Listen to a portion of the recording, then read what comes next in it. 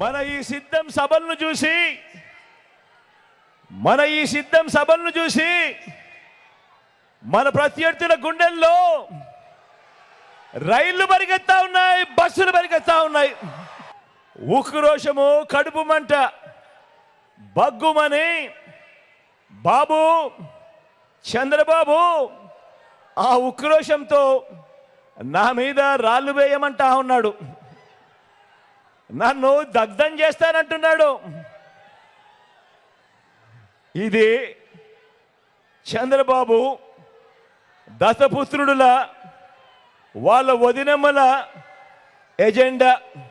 జగన్ను కొట్టడానికి, జగన్కు హాని చేయడానికి, రాష్ట్రాన్ని దోచుకోవడానికి, దోచుకున్నది పంచుకోవడానికి, దీనికోసం వాళ్లకు అధికారం కావాలట.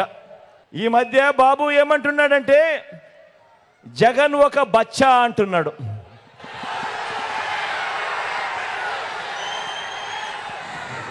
జగన్ ఒక బచ్చా అని కూడా అంటా ఉన్నాడు.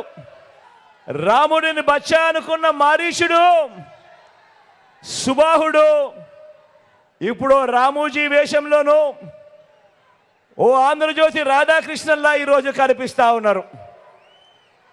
హనుమంతుడిని బచ్చా అనుకున్న రావణుడు కూడా వీళ్ళల్లో గుర్తుకొస్తా ఉన్నాడు. చరిత్రలో పోయే కాలం వచ్చినప్పుడు, చరిత్రలో ఓడిపోయే కాలం వచ్చినప్పుడు విలన్లందరికీ కూడా అటువైపున హీరోలందరూ బచ్చాలుగానే కనిపిస్తూ ఉంటారు. అయ్యా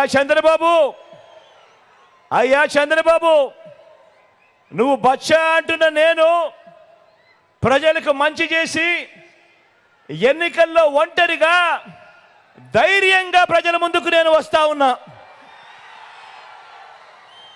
మరి 14 ఏళ్ళు సీఎంగా చేశావు కదా, మరి 3 సార్లు సీఎంగా చేశావు కదా, మరి పేదలకు నువ్వు చేసిన మంచి ఉంటే నువ్వెందుకయ్యా బచ్చాను చూసి భయపడుతూ పొత్తుల కోసం ఎగబడతా ఉన్నావు అని అడుగుతా ఉన్నాను చంద్రబాబును.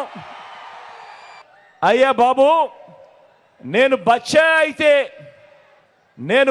అయితే నా చేతిలో చిత్తుగా ఓడిపోయి కేవలం 23 మంది ఎమ్మెల్యేలను మాత్రమే గెలిపించుకున్న నువ్వు ఎవరయ్యా అని అడుగుతా ఉన్నాను.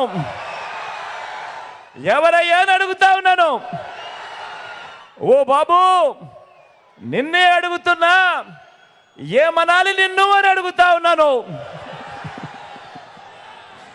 నేను బచ్చా అయితే 5 ఏళ్ల తర్వాత కూడా నాతో పోటీకి నువ్వు ఒక్కనివే రావడానికి నీకు ధైర్యం చాలడం లేదు.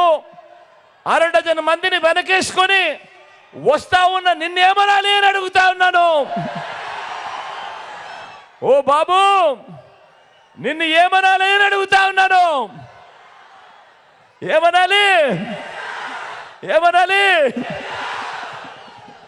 మీకు మంచి చేసిన మీ బిడ్డను ఒక్కడి మీద మీ బిడ్డ సింగిల్గా వచ్చినా కూడా ఎదుర్కొనేందుకు ఎందుకయ్యా బాబు నీకు ఇంత భయము అని అడుగుతా ఉన్నాను.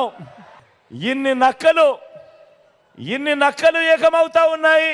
ఒకే ఒక్కడిని సింగిల్గా ఎదుర్కొనేదానికి ఇన్ని నక్కలు ఏకమైనా కూడా భయపడతా ఉన్న పరిస్థితులు ఈరోజు కనపడతా ఉన్నాయి.